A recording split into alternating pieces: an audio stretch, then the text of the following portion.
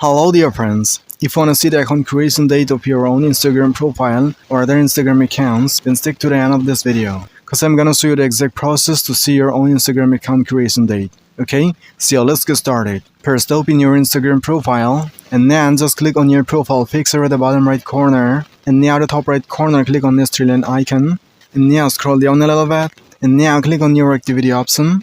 Now scroll down a little bit, keep scrolling down, and now look at the last third option, account history. So click on it.